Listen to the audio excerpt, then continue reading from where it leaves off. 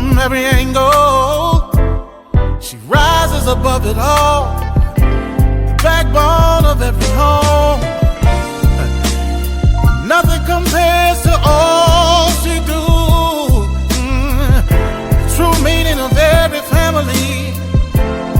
She's the glue. Yeah.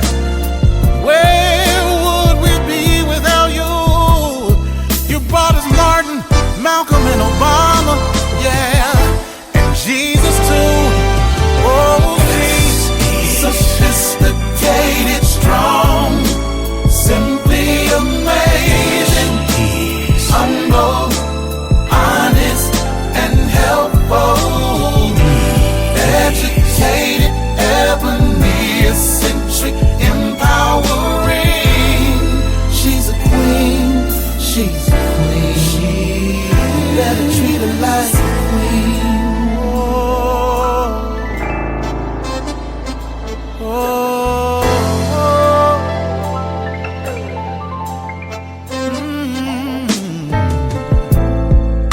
Her strength is amazing.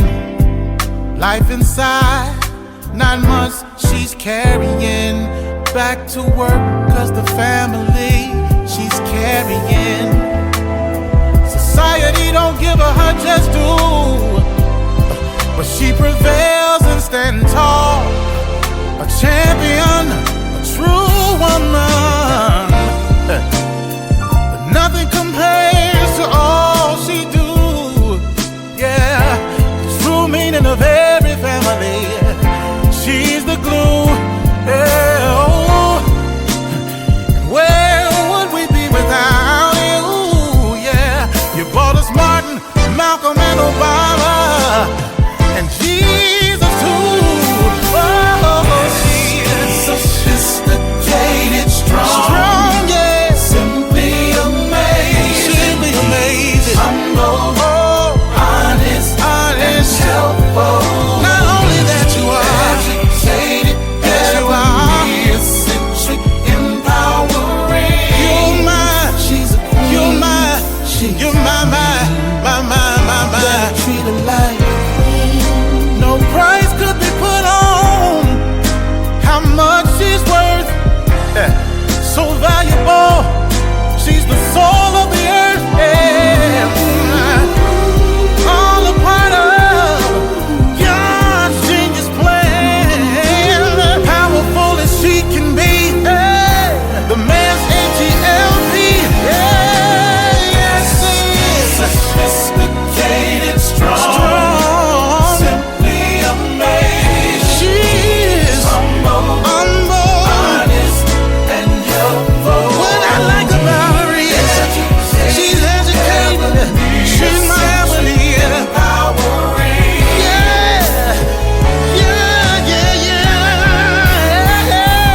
She's my queen. Sophisticated, strong, simply amazing. She's amazing to me. Humble, honest, if you ever had one. She's educated, she's my queen. She builds me up, she keeps me going now. Sophisticated, strong, she's my queen. Simply amazing. She is, oh my, she's my queen. She's educated and she's empowering. She is my queen.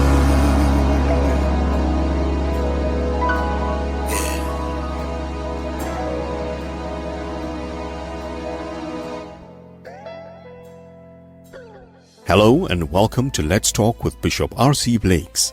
R.C. is an author, empowerment teacher, and the proud pastor of the New Home Ministries of New Orleans, Louisiana, and Houston, Texas. His message circles the globe. His conversational and candid approach to challenging content makes him a relevant voice to all generations. Get ready for a life-changing transformational conversation.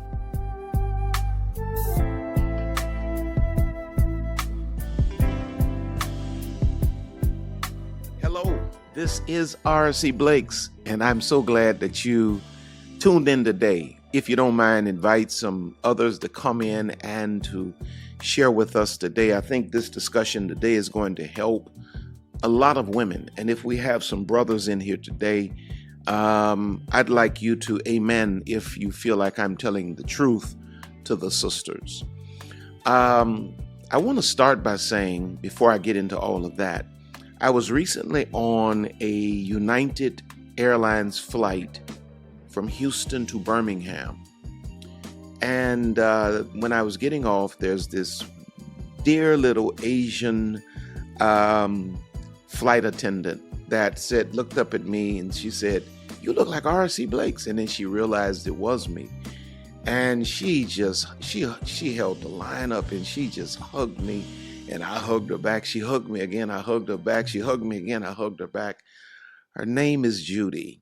And I was so sorry that the situation didn't allow for me to really spend some time. But that just really overwhelmed my heart to receive that kind of love. And so I don't know if Judy, she watches the channel. So if she happens to watch this, I hope she's blessed, because you certainly blessed me. I never take that lightly. But now let's get into this. I want to talk today about how a woman wisely recognizes and responds to relational game. How a woman recognizes and responds to relational game. A dear heart asked me recently to continue to do some content where I would, as a man, as a father, as a brother, as an uncle, as a pastor, just kind of break down the how-tos. How should a woman walk in the world under, within the framework of certain scenarios? And so this is somewhat of a reply to that request. How does a woman recognize and respond to relational game?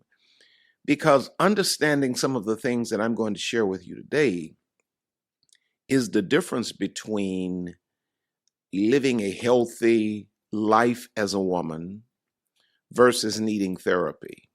It's the difference between, heartbreak and maximized potential. The first thing you have to understand, and this is just par for the course. The first thing you have to understand is you shouldn't even be out here in the streets pursuing a relationship if in your feminine heart you feel like you need one. If you feel like you need a relationship for identity purposes or for value purposes, you realize that you are too vulnerable to even play the game, right? There's some stuff broken in you, and you need to do like the injured athlete. You need to sit on the sideline and you need to heal. That's the first thing you need to understand. The second thing you need to understand is that most of the men you're going to deal with out here in these streets are attempting to deceive you. Most of the men. You see, this is why, I don't understand why it's hard for women to understand that you can't do the same thing as men do, that men do, and think you're going to have healthy outcomes. Men enter into the relational space most men enter in with their purest intent is to have sex. When women enter into the relational space, your purest and most honest intent is to find your forever. So we're on two different ends of the spectrum here. And so a woman has to approach relationships differently than men because a woman has put more emotional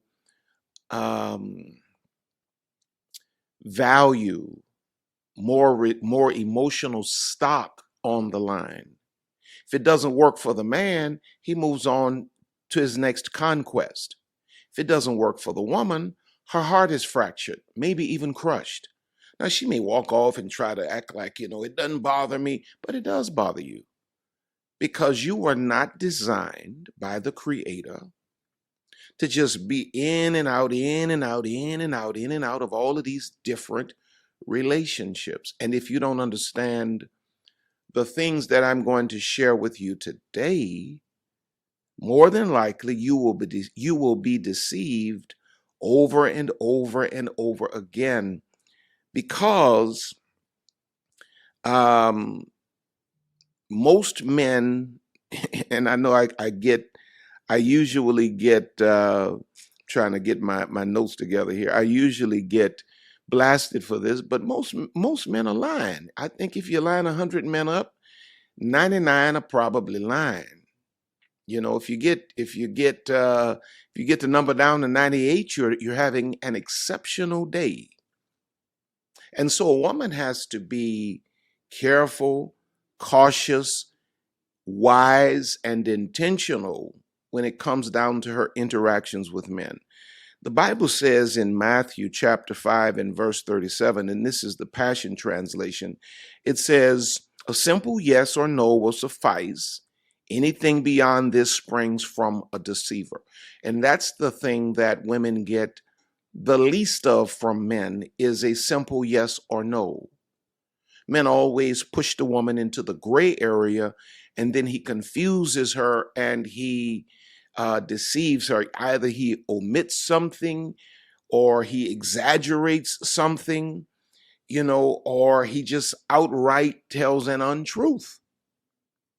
And because the woman, if the woman is not whole and healthy, and if the woman is desperate for a relationship, a desperate woman is prone to believe even the things she knows are lies. You will psych yourself into believing it when the Bible says anything that's not a simple yes or no comes from a deceiver. And in 1 John chapter 4 and verse 1 says, "Beloved, believe not every spirit, but try the spirits, whether they are of God, because many false prophets are gone out into the world." Not only is this principle true in terms of spiritual interactions, but it's also true in terms of relational interactions. You should have a process whereby you can judge, you can discern between what is right, what is wrong, what is truth, what is a lie. You should not be so gullible as a woman to believe everything somebody tells you. And so there are a few things that I want to share with you today that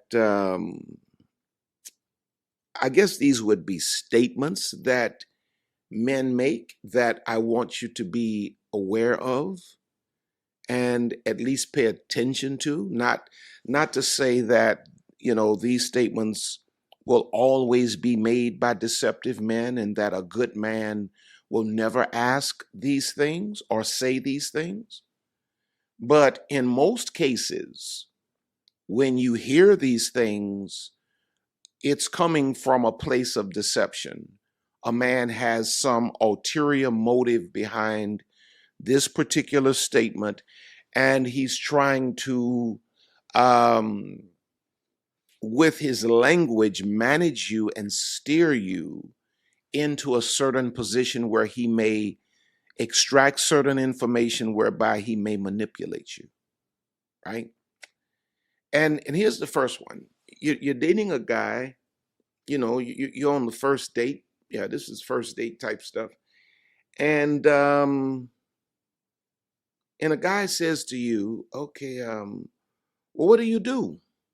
In terms of what do you do for a living?" And there's nothing wrong with asking that, right? Sometimes we ask that question just to continue the conversation, to make small talk that leads to something else, and then we land on something that's significant, and we can, grow the conversation from there. So there's nothing wrong with the guy saying, "Well, what do you do?" But if he follows it up with, after you answer him, if he follows it up with, "Well, what does that pay?" 99.9% of the time, that is a red flag for a man to ask you not only what do you do, but then to ask you, what does that pay?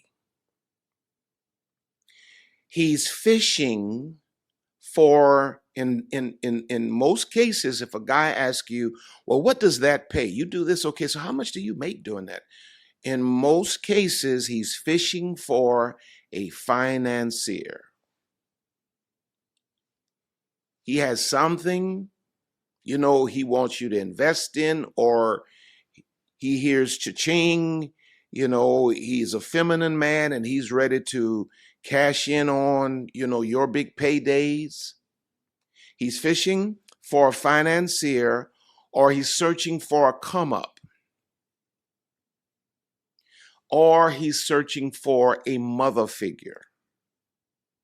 And why that's so harsh. That seems so drastic. I've been a man in process for 58 years. I know what I'm talking about. A masculine man does not care about your career or how much money you make or what your paycheck looks like. He may ask you, what do you do, just for the sake of making conversation. But a masculine man is never going to ask you, well, what do you make? You know why? It's because a masculine man that would make a great leader, that would be the kind of man that you can respect, and the kind of man that you can follow, and the kind of man that won't be intimidated by whatever you do or however much money you make.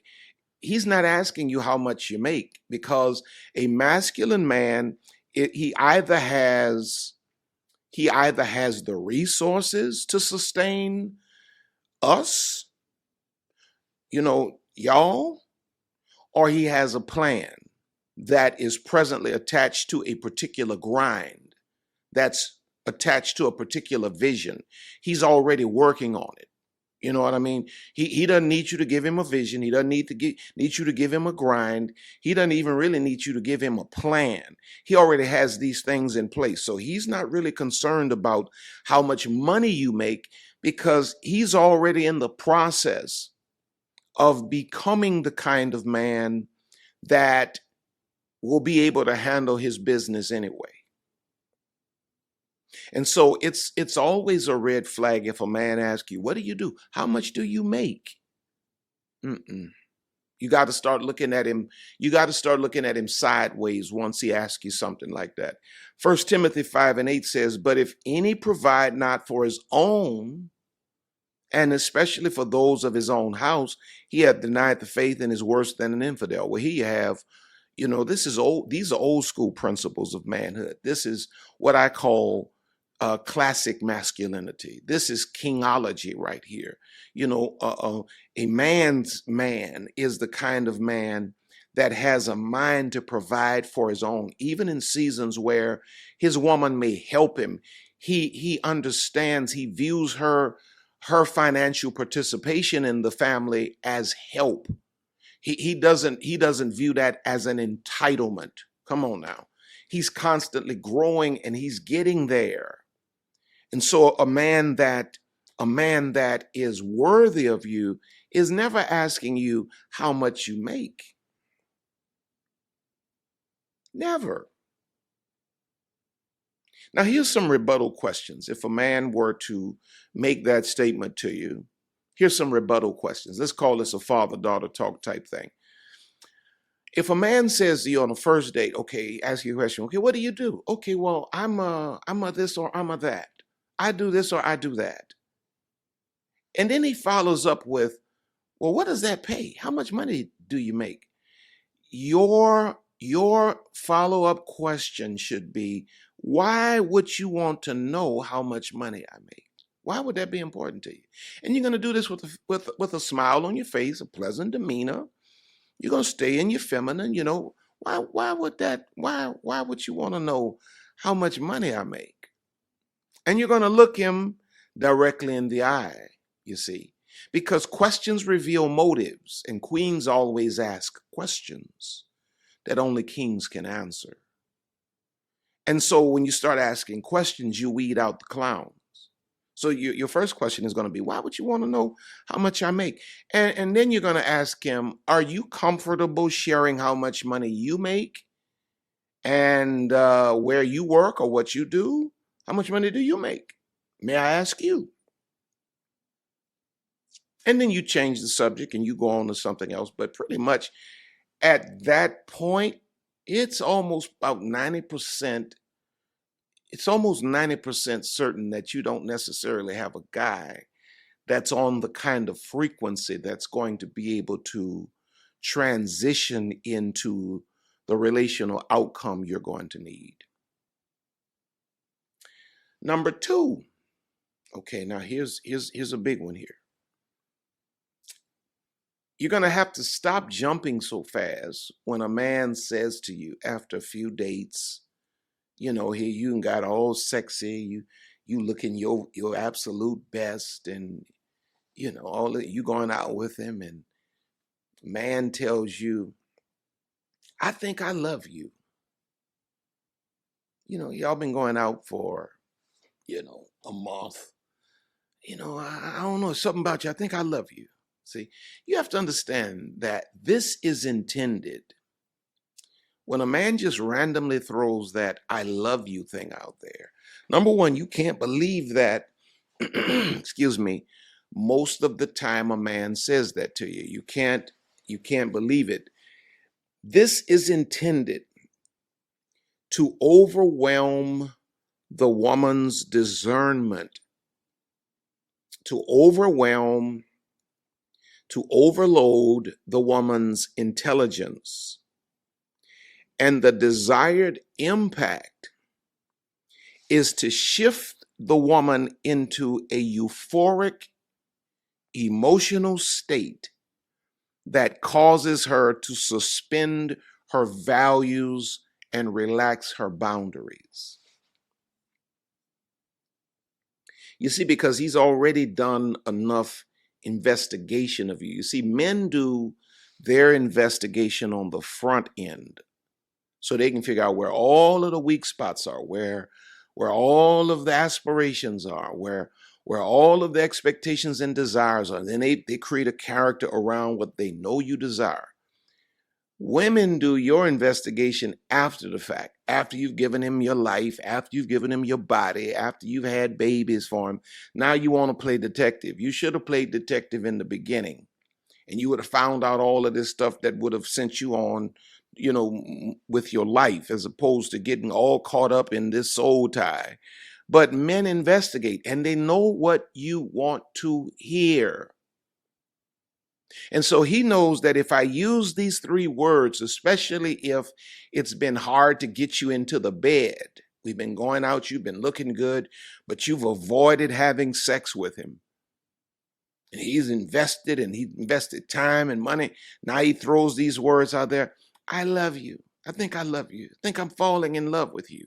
It'll probably be said more like that. I think I'm falling in love with you. You see, the kryptonite to a woman's virtuous resolve, your desire to hold on to certain things because of your values. The kryptonite to that, you remember kryptonite is the thing that robs Superman of his strength. Well, the woman's kryptonite to her virtuous resolve are the words of a man saying, I think I love you. Think I'm in love. I love you is the most deceptive phrase. It can be the most toxic phrase known to man. I love you can be everything from a polite greeting between casual acquaintances, you know, like people at church that really don't know one another, but you see one another every Sunday. We have a tendency in church culture to say, I love you. God bless you. Y'all have a wonderful day. Love you. Don't know where these people live. Don't even have their phone number, but you see them every week. And so it's really just a casual kind of acquaintance. I guess you can call it church relationship if you would, but you don't really know these people intimately. I love you can go from a casual acquaintance to a lifelong exclusive commitment, and everything in between. When a woman who is interested in a man hears the words, I love you. See, if you dressing up and you going out with a man every week or twice a week, and you've spent a month with this man, you spent 6 weeks, 8 weeks with this man, and y'all haven't had sex, you're clearly interested in the man, because women don't go out with men they're not interested in. Unless, you're just a treacherous woman and you're going out with him for his money or whatever. That's a whole different ball game right there. But decent women with queen consciousness do not continue to go out with men they're not interested in. So the mere fact you continue to go out with this man means that you see something there. And see, just like I know that, he knows that. And so when he's not able to get you into that sexual position so easily, he pulls out the big guns. I think I'm falling in love with you. And remember, I love you can be everything from a casual greeting to a lifelong exclusive commitment of marriage. We're going to die together. But when a woman who's presently interested in a man hears, I love you, you know what you're hearing? You're hearing lifelong commitment. You're not rationalizing that I love you can be greeting from people that you're close to on the job, that you don't have any real personal relationship with outside of the job, to somebody you're going to spend the rest of your life with, and everything in the middle. Love, the term love has various meanings. And when you look at the biblical Greek words for love, it means multiple different things. Love means friendship, philia. That's the Greek term. I love you. I see you as a friend. I love you. The term love could mean I see you as a friend. I love you. I tell my friends, I love you. Well, y'all know me. I'm all man, 100% heterosexual man. So I don't mean nothing other than I love you. You're my homie. I love you, man. God bless you. Then there's another word, eros, in the Greek, which means sexual. I love you could mean I want to have sex with you. And then there's the term agape, which is that God kind of, that God generated love that creates marriages even, you know what I mean? Gives us the capacity to love someone exclusively and unconditionally. So when a man just says to you, I think I love you, what does he actually mean by that? But before you stop to actually get that information, you run off with the wild idea, oh, he means lifelong commitment. He probably means I want to get in the middle of the bed with you and have sex with you tonight. You think it's for life and it's just for tonight. If you go to show you how fickle this term love is, if you look in 2 Samuel 13, we look at verses 15 and 17, we see the story of David's 2 kids by 2 different women, his son Amnon and his daughter Tamar. Amnon had a lust for Tamar that was just unbelievable. So much so that he compromised her. He used his dad, he used everybody to isolate Tamar into his home, and then he raped his own half-sister. The Bible says he loved her so much it made him sick. But after he had sex with her, the Bible says he hated her. And the hatred wherewith he hated her was greater than the love that he thought he had for her. So a lot of times a man is telling you, and that's found in 2 Samuel 13, 15 through 17, he hated her so much after he had the sex that he commanded his servant to throw this woman out of my house and lock the door.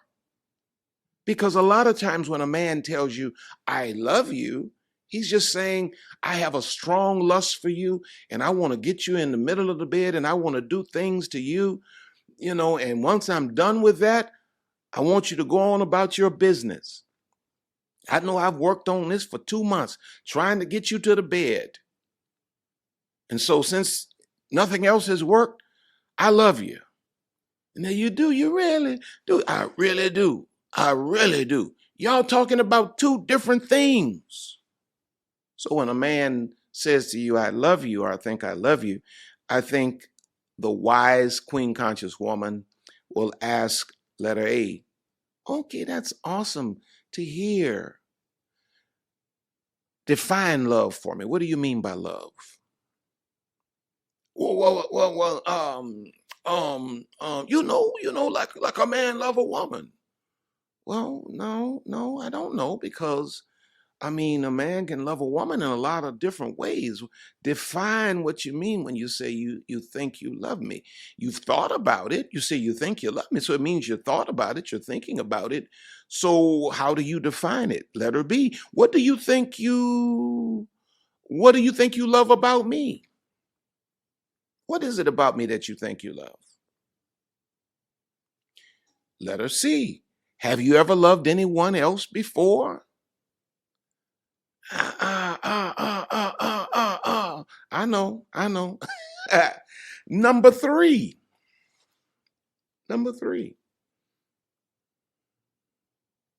These are statements that men will make, or questions they'll ask you, that are loaded and intended to deceive. You got to be wise enough to recognize and wise enough to know how to respond. Number three, he'll say to you, I've never met a woman like you before.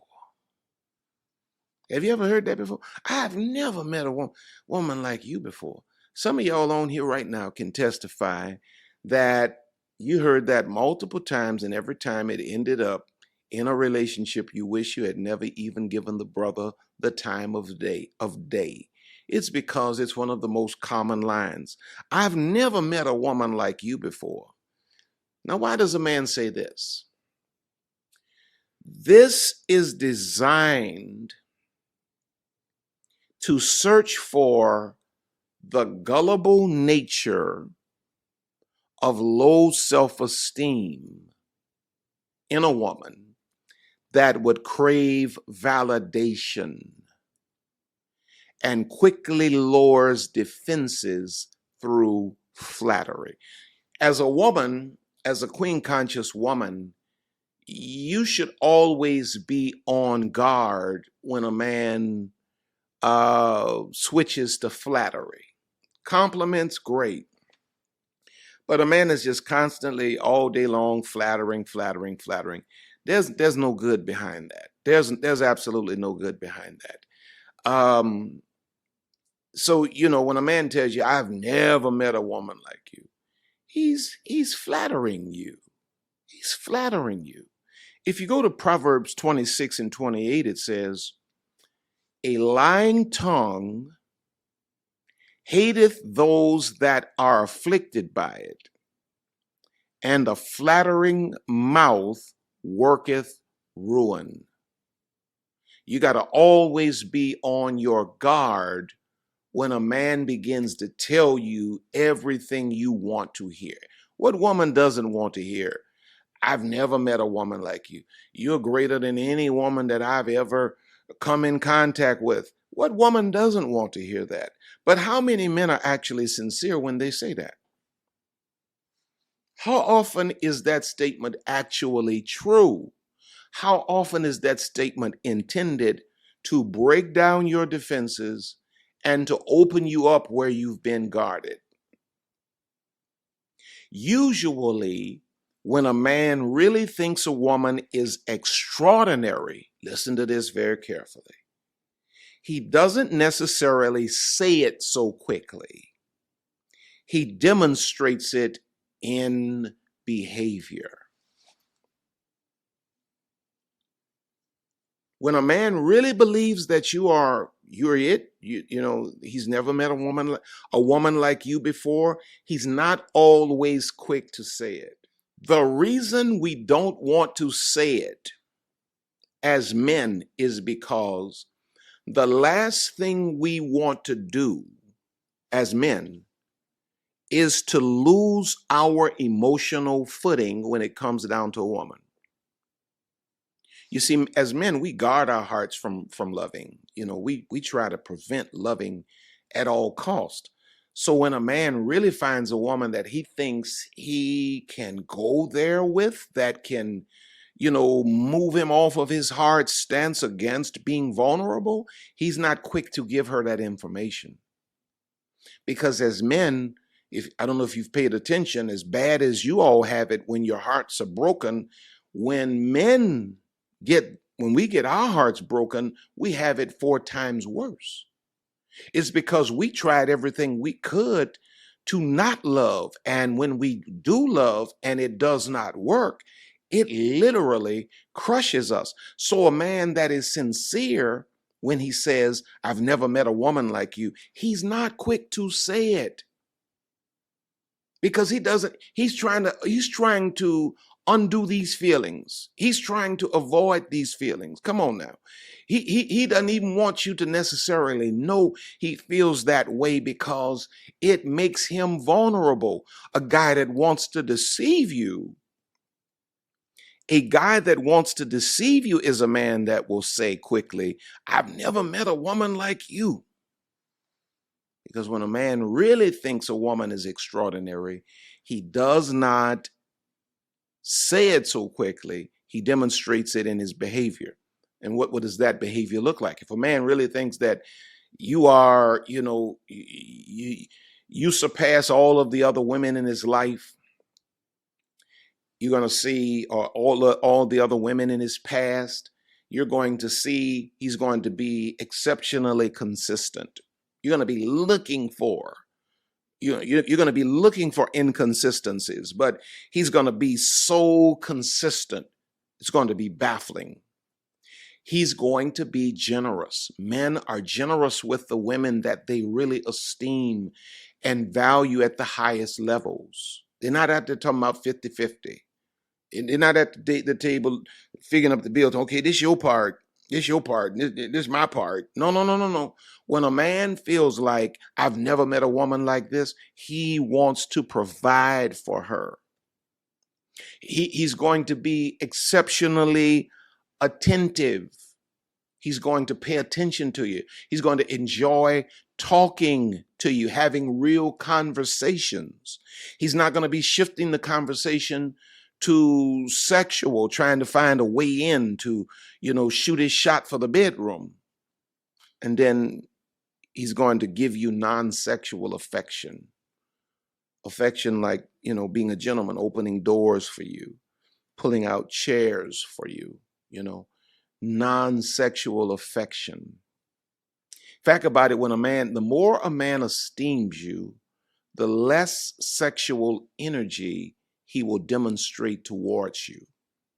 Because when a man esteems you highly, he respects you.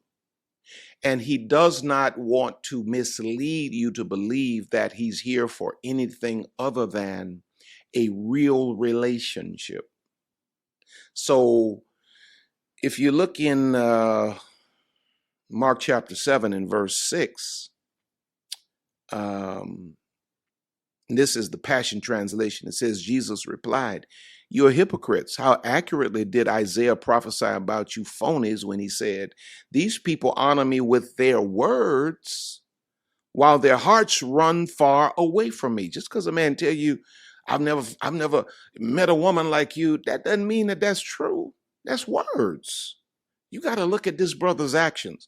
Now, here's some rebuttal questions. When a man says to you, I've never met a woman like you, what kind of women do you normally meet? Letter B, what's so different about me? Letter C, why are these things, once he lays out for you, what's so different about you? Why are these things so important to you? See, a man that is really sincere is not going to run from the questioning. If you want to separate the men from the boys, the pretenders from the contenders, Just ask questions. Now watch this. Don't ask questions like, you're a police investigator interrogating and, already accusing the person of being guilty.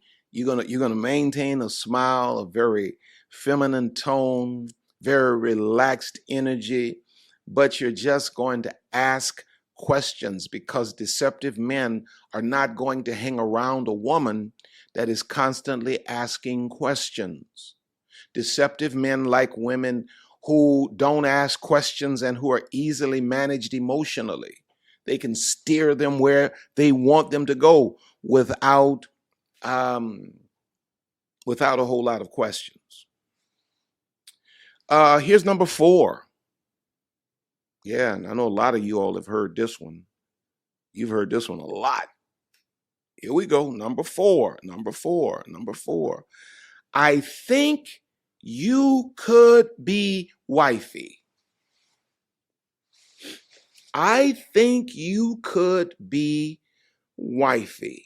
A man will tell a woman, I think you could be wifey. Because to a woman that desires a husband, it sounds like this man said, listen to me carefully now, you are my wife. When the reality is, the man did not say, you are my wife. He said, I think you could be wifey. Vast difference between could be versus are. But when you're not listening with intentional ears, it will sound to you like a marriage proposal.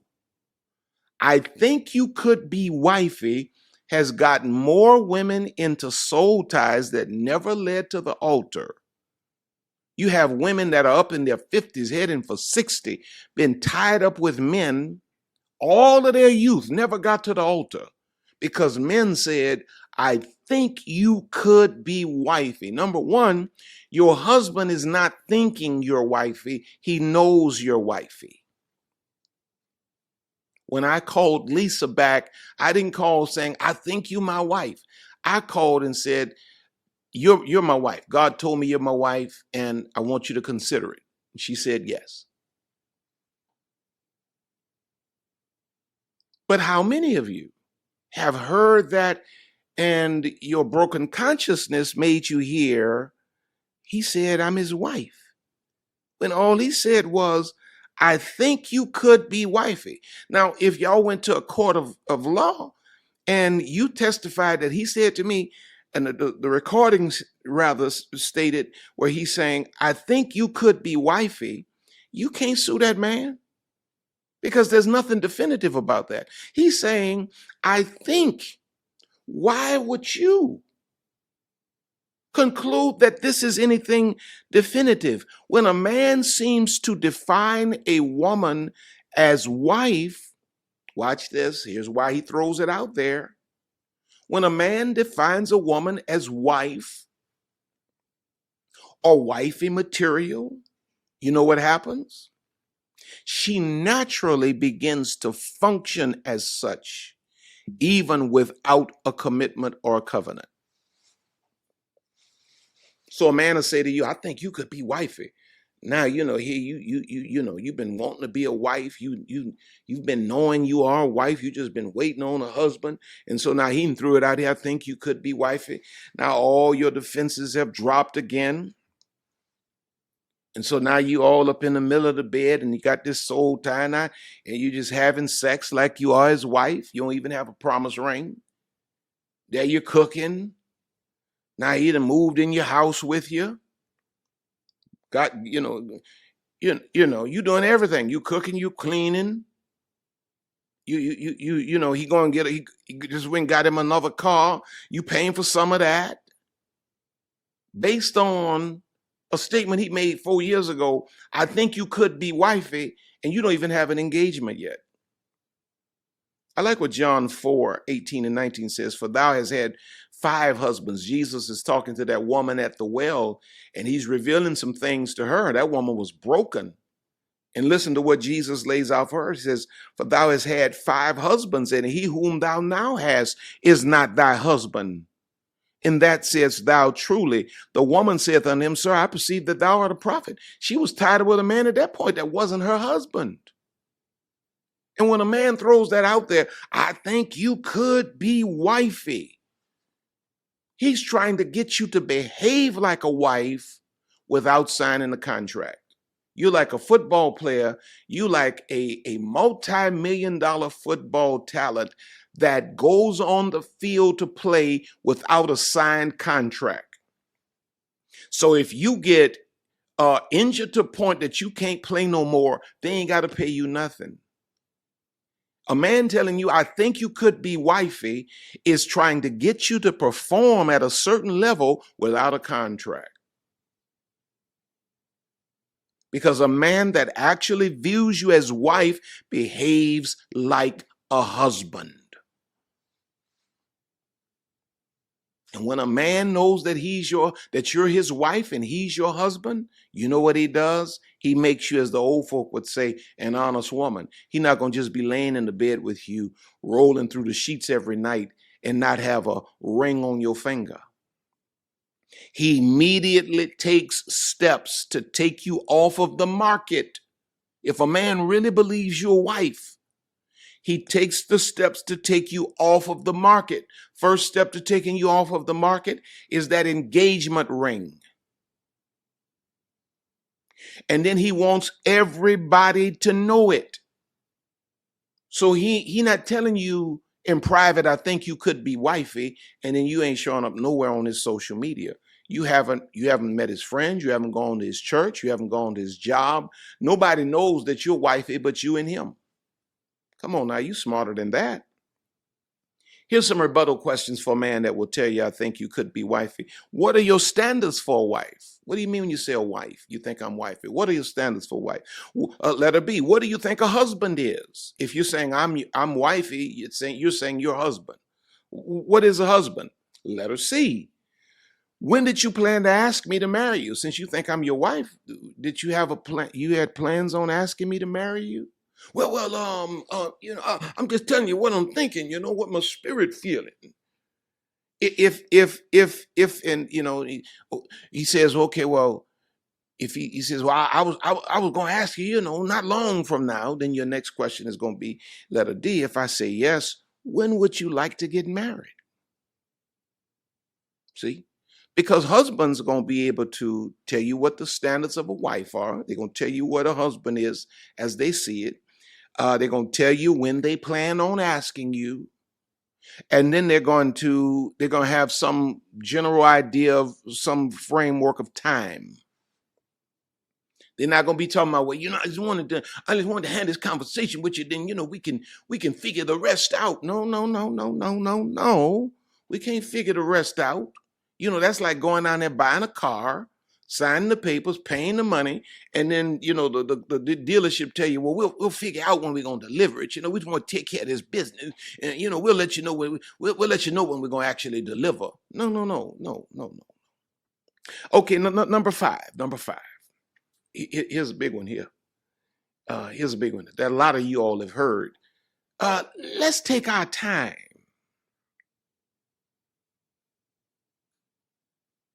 Let's just take our time. See, this is a man's way of stalling a relationship that he has no intention of moving forward in. Now, he may want to stay in the status quo and keep reaping the benefits in the status quo, but he doesn't want to advance it. He doesn't want to marry you.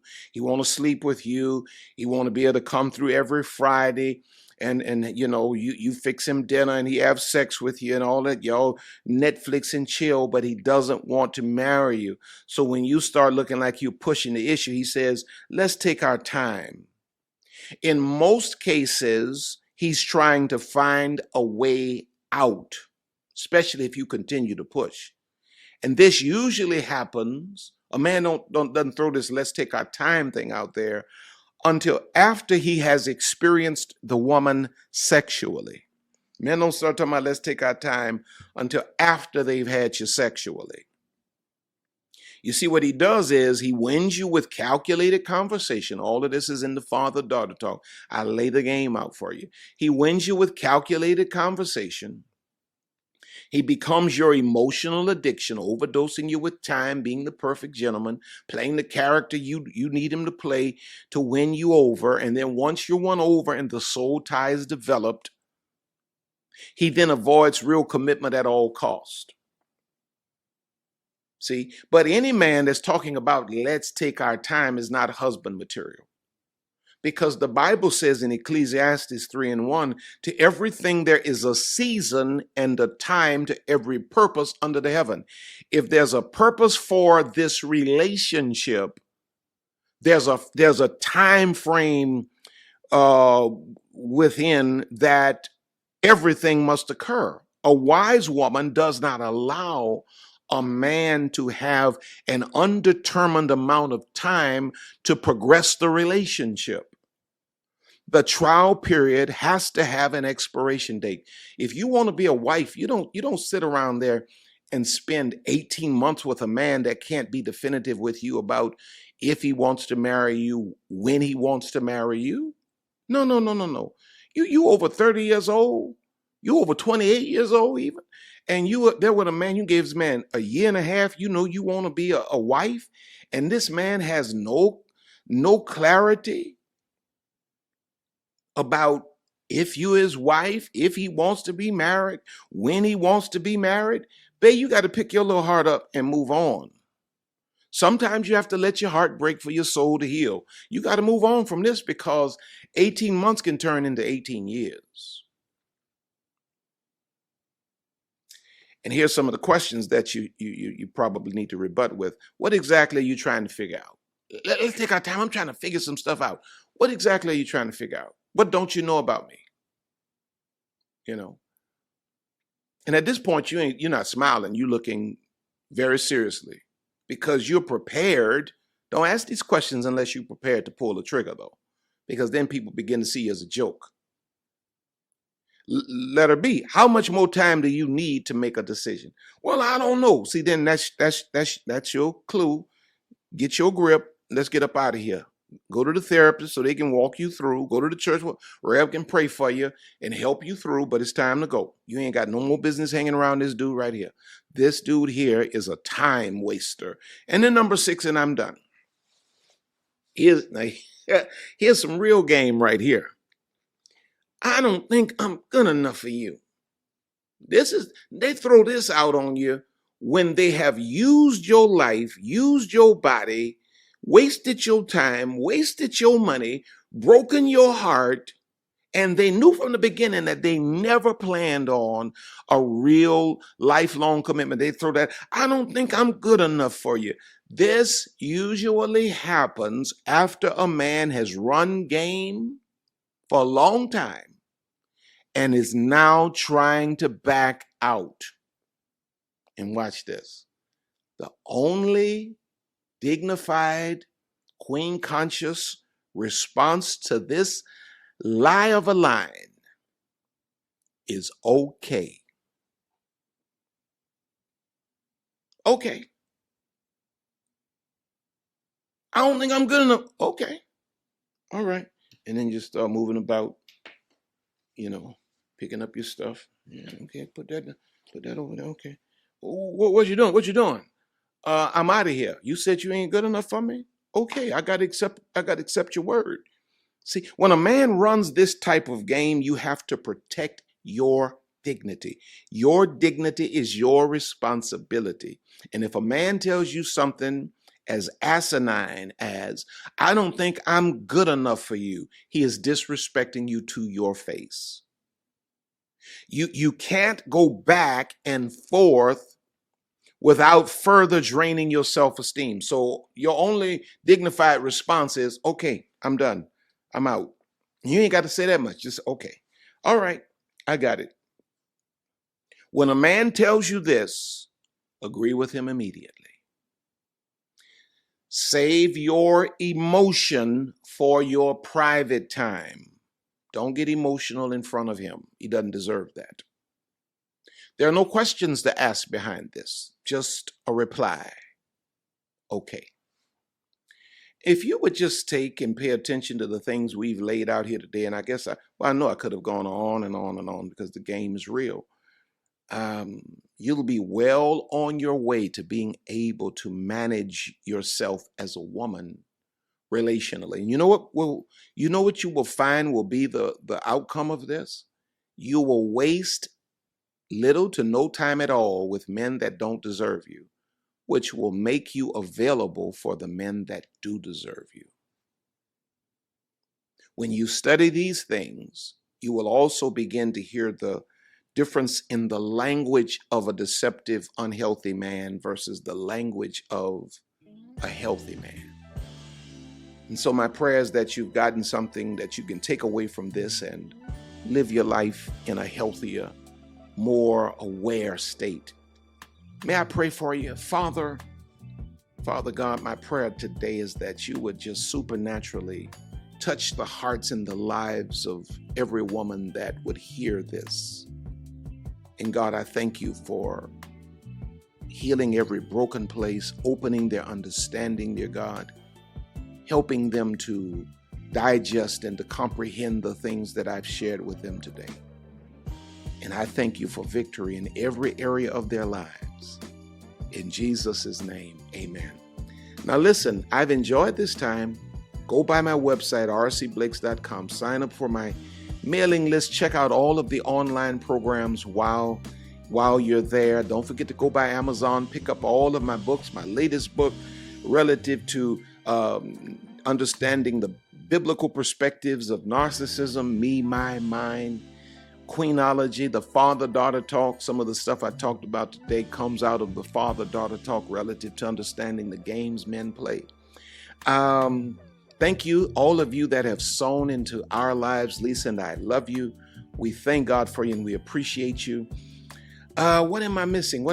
If you need counseling, look in the description. There's a link for BetterHelp Counseling.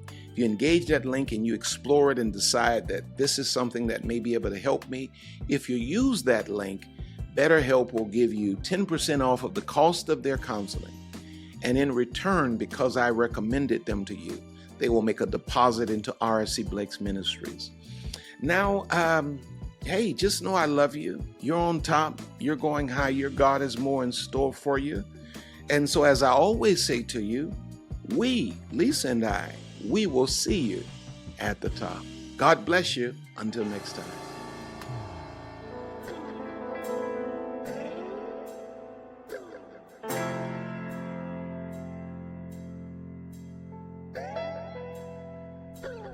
We here at R.C. Blakes Ministries want to thank you for spending this time with us today. R.C. and Lisa are always honored to have you with us.